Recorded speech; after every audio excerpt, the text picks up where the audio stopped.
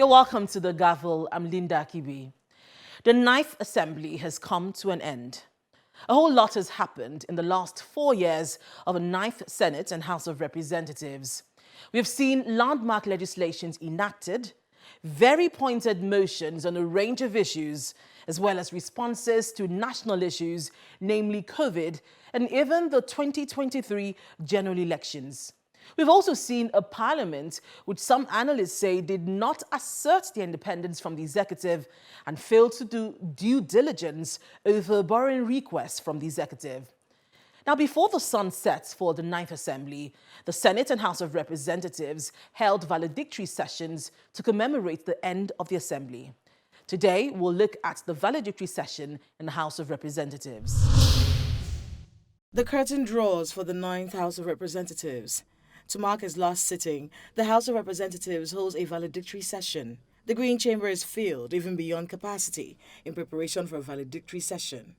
But first, a brief plenary session is held to consider some reports, one of which is that of the ad hoc committee which investigated the alleged loss of $2.4 billion because of the illegal sale of 48 million barrels of crude oil in 2014.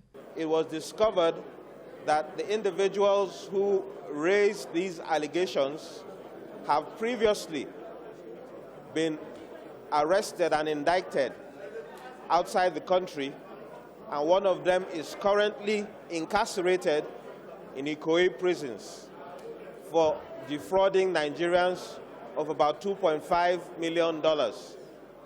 These are individuals that appear to be fraudsters whose intention was to obtain money from the federal government. Yes, indeed, they made those allegations.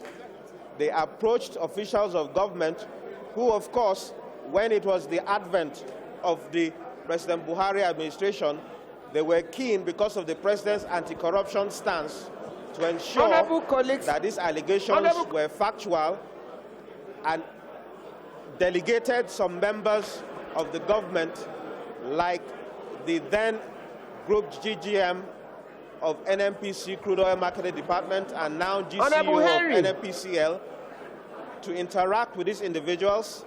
The DSS themselves carried out an investigation and concluded that these allegations were false and unsubstantiated, and that these individuals were fraudulent and were only interested in obtaining money from the government. And this exactly is the finding that the committee made. Then it is time for the valedictory session proper. As is customary, the House admits former presiding officers, House leadership and clerks.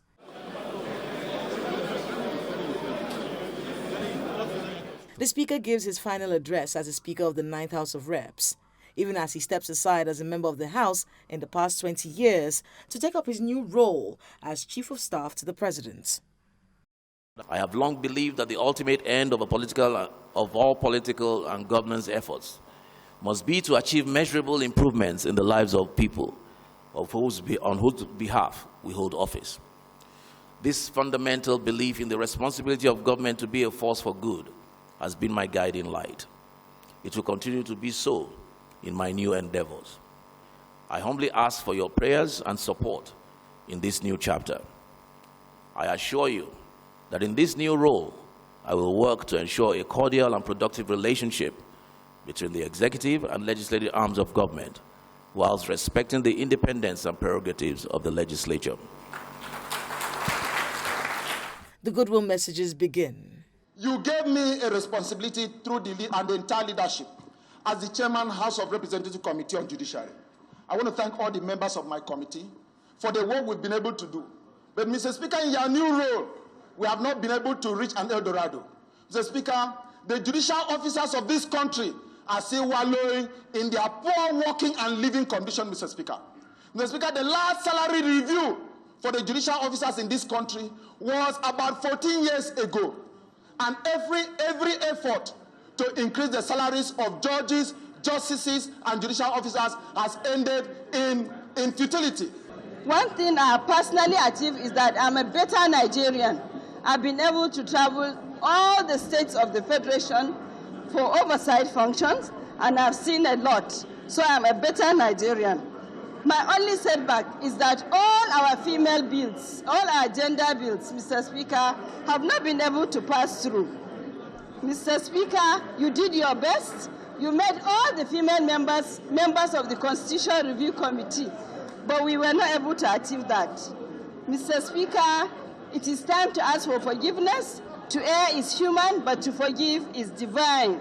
We have lost so many number of our colleagues, starting from Ekpayon Basi, from Akwa Ibom, Jude Eden, Edo, Fagot Gawu Jigawa, Kila Yuguda Asad from Jigawa again, Osi Prestige from Abia, Murtala Aruna from Plateau, Omalafe Adebayo from Ondo. Today, we must give them that 1 minute silence, which is very important. A minute of silence is observed in honor of members who passed away in the course of the 9th Assembly. Former Speaker of the 6th Assembly, Patricia Ete, presents a goodwill message on behalf of former speakers. To wrap up the event, certificates are presented to the leaders of the House as lawmakers bid each other farewell. And it is goodbye to the 9th House of Representatives. Before the termination of a 9th Assembly, the Senate and House of Representatives Committees on Aviation invited key government officials from aviation agencies to discuss issues surrounding the status of the country's national carrier, Nigeria Air. The rollout of Nigeria Air by the immediate past administration was steeped in controversy, with several questions asked as regards the status of the airline, the whereabouts of the aircraft used during the unveiling, and even why the airline was unveiled during the final days of the administration. While the aviation committees were not satisfied with the explanations given by the representatives of the aviation parastatals during the meetings.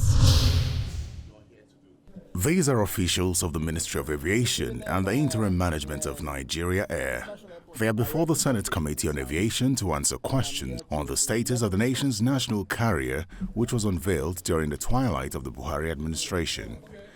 However, questions have been raised on the whereabouts of the aircraft and the status of the airline after some Nigerians traced the aircraft, noting that it returned to Ethiopian airline services. These senators have strong words for the Aviation Ministry's representatives over the manner Nigeria Air was launched. The Nigeria Air project. The issue was shrouded in secrecy to the extent that it was fraudulently displayed as a new national carrier, contrary to the extant court order and international rules that strictly guided airline operations. This indeed was an embarrassment to the committee.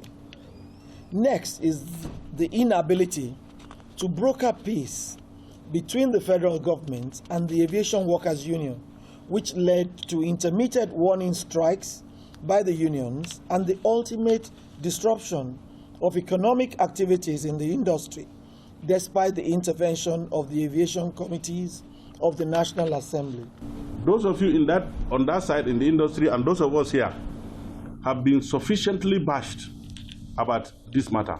And we believe that if some caution, some care had been taken by you on that side and taking us along, some of the explanations that you will be doing, we will have been doing that on your behalf. Yeah. Why the hurry? What is the issue? So we too don't feel comfortable. And that's why we said, okay, fine. If there is any explanation, for God's sake, that can take us out of this controversy, Nigerians deserve to know. And rightly so. And that dictates the essence of this meeting. But the interim managing director, Nigeria Air, Captain Dakwa Olumide, says the airline was unveiled to prove to Nigerians that the project is not a fluke. As you know, this airline was launched, so to speak, in Farnborough, the logo in 2018. Several things have transpired since then, but that has nothing to do with me. I was invited last February my mandate is to secure an air operating certificate for the airline. And we felt it was time to show what the real aircraft would look like, and also to let shareholders, you see, we have institutional investors. They're not in aviation, but they're putting their money in here for, say, 10, 15 years and to exit maybe at a premium. So they need to see what the actual aircraft will look like. Was it reasonably necessary? You know, you have to take this to to take taxpayers' money and charter an aircraft all the way from Ethiopia to come here and for unveiling. It doesn't matter the size of the aircraft. You already have in your application for AOC the kind of equipment you want to, yeah. So if it is a citation that is painted somewhere that gives the impression that this is how, with the unveiling of the this thing that you did in Farnborough, that this is how it's going to look at. First, you will have made savings, and that money will have been plowed back to accelerate the issue of this AOC application after getting the ATL. So, to be honest with you, it is necessary, politically necessary, but reasonably unnecessary. He also clarifies what he says are misconceptions of the status of the national carrier. We haven't got a license yet to operate. If you had asked me the question, I could, not you, I mean, if the social media had asked me the question, I would have said, we haven't got to that stage yet. We're doing the proper process of one after the other to get to this point where we get the license. We've done the first part, which is to get an air transport license. Again, on social media, some people have been pushing the air transport license, which is one of 2 licenses, and saying, see, NCA gave them license to fly. They didn't do anything. They got a license.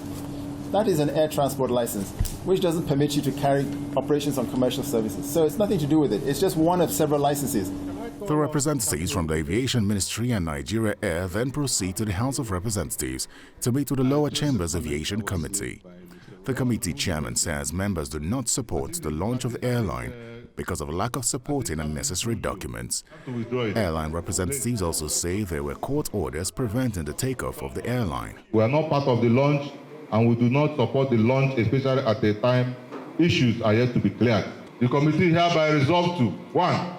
Direct the Federal Ministry of Aviation and its partners in the Nigerian Air project to immediately suspend any operation regarding to Nigerian Air and every other action with respect to Nigerian Air.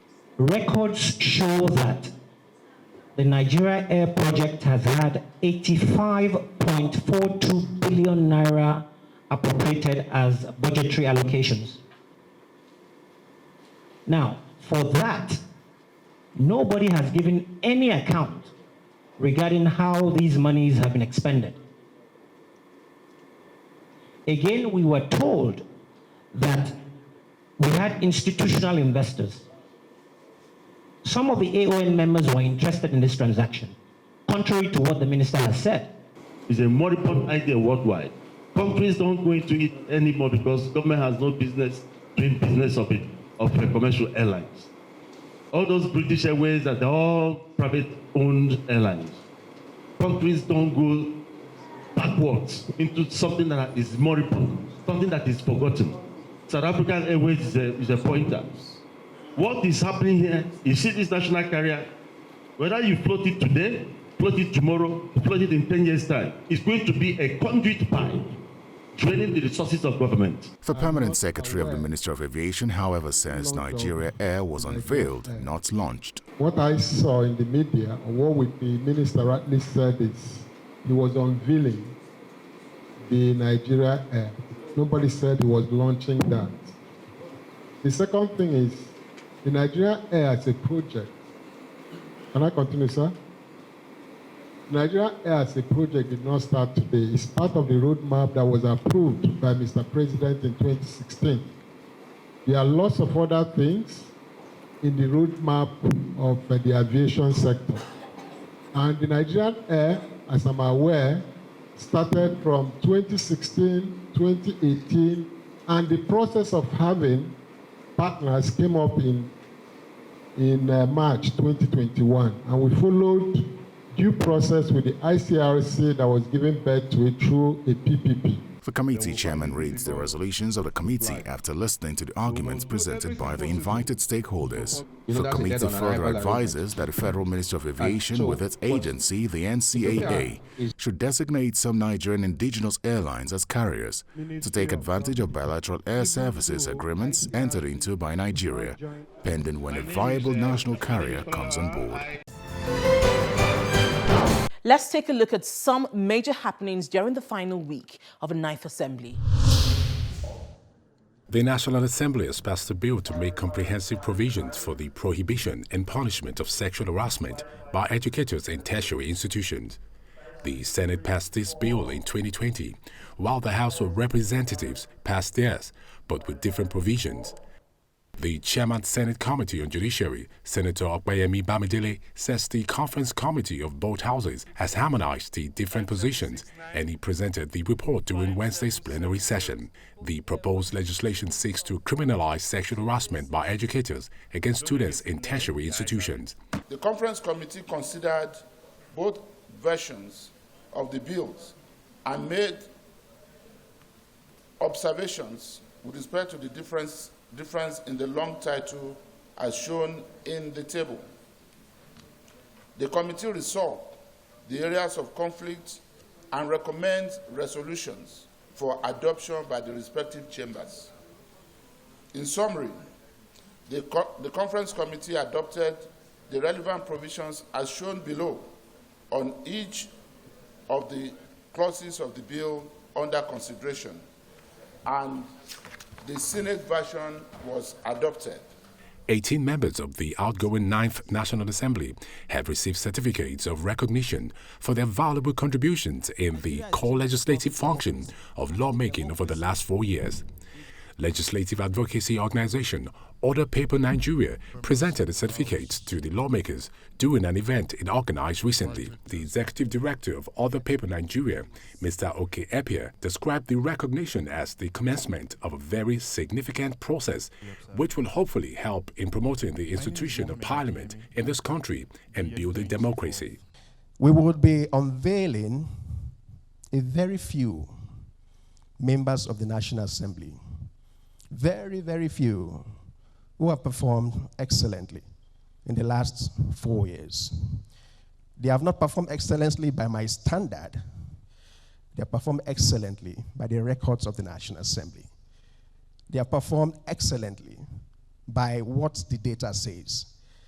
So what we are asking you to join us to do is not an award. It is not an event. It is the commencement of a very significant process. The awards were grouped in different categories following Other Papers' appraisal of lawmakers, and the shortlist was forwarded to a panel of experts drawn from parliamentary think tanks, the academia, the media, and civil society, who performed oversight over the selection of finalists. In the final days of the immediate past administration, former President Muhammadu Buhari officially commissioned the permanent site of the National Institute of Legislative and Democratic Studies, NILT, in Abuja, located along the airport road in the Federal Capital Territory. The edifice is intended to improve the capacity of members of the parliament. This is not only for National Assembly members, NILS. No, it is for all Nigerians. And we're pleased to see people from the executive arm of government coming to take some lessons in NILS, because that will help. That will help in the understanding of what National Assembly of Parliament does. About 70% of the incoming federal lawmakers are new to legislative proceedings, and dignitaries believe the facility will improve the capacity of the new federal lawmakers. The legislative agenda of the House of Representatives prioritizes human capital development due to its centrality in achieving sustainable economic growth. However, just as no nation attains sustainable economic productivity, growth, and nation building without first developing its human resources, no parliament can perform optimally without the support of well-resourced support institutions such as NILS. Today, therefore, marks an opening chapter in the history of the Nigerian National Assembly. As its only statutory think tank institution now parade a convenient academic environment conducive for learning, training, and research in legislative and other democratic processes. The building, which comprises of administrative block, library, governing council chambers, staff offices, and convention center, has facilities comparable to any research institution in the world. The management of the institute hopes it will serve as a hub for learning, collaboration, and the exchange of best practices, as well as fostering a culture of legislative excellence in Nigeria. The 10th Assembly will be inaugurated next Tuesday, June 13th. A lot is going to be happening on the day of inauguration. What do we expect from the inauguration? And what do we expect from the leadership of the 10th Assembly? We had the chat with the public analyst, Mr. Chibuzo Okereke, on these issues. Usually when politics is involved, there are different considerations. And then because the issue of capacity too sometimes can be difficult to measure. It's a promissory note when campaigns are on. But because the National Assembly is very unique, many of the people who are contesting have been in the Senate before or the House of Representatives. So their colleagues know them and know their relationship, their body language, how assertive they are, on issues that pertain to the National Assembly. But again, the challenge is also that many of the people who are going to be voting, at least 80% of them or about that are, new members. So all the issue of capacity, competence of the aspirants is a question of referrals, what people say. They have not experienced it because in the election we had high rate of turnover. But again, the leadership is very important, and because they determine the mode of the House, the character of the leadership can actually define, how the House performs and functions. But also, the legislature is uniquely designed so that even if leadership is weak, members and caucuses and opposition can assert itself and make the leadership to sit up. Yeah. Okay, so looking at the inauguration, which is going to come up on Tuesday, how do you think the swearing in is a simple part, so the election of the leaders, how do you think it's going to play out in the National Assembly, first in the Senate and then the House of Representatives? Well, we have already identified a number of issues. And I think this is an opportunity to also discuss the concept of legislative independence, which people are actually mixing up. The National Assembly is not a political party. So there's this idea that everybody there is one to fight for the institution. Yes, in the design of their operations, they can function that way, but at every particular decision, whether in lawmaking, in oversight, in representation, constituency services, diplomacy, whatever they do, confirmation of appointment, you discover that there are intervening variables. There are factors that also define that decision, process. There's no time where you have a collective decision of everybody agreeing to one thing, to be done. So in terms of legislative independence, it's not really about whether a political party has nominated somebody to lead the Senate or lead the House of Representatives. It's not about that, because even if you nominate somebody, you will not be there to vote, right? Because Section 50 has given exclusive right to the members of the National Assembly to elect from among themselves.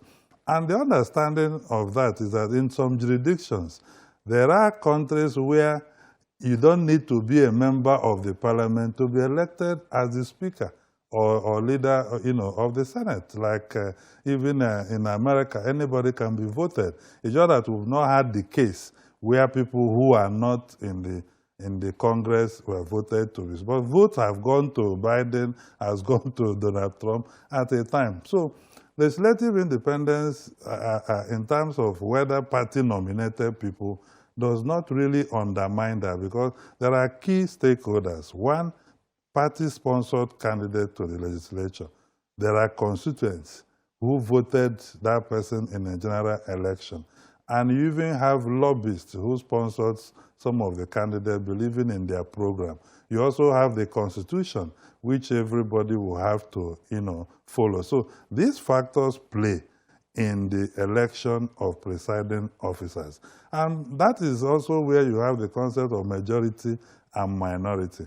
The reason for majority is that people want to be able to prosecute their manifesto through legislative agenda in the legislature. And if a sitting president, for instance, does not have the support of legislature, things will become very difficult for the person. So you see parties trying to make sure that the person they have in the legislature leading them is somebody who can prosecute the manifesto of the party.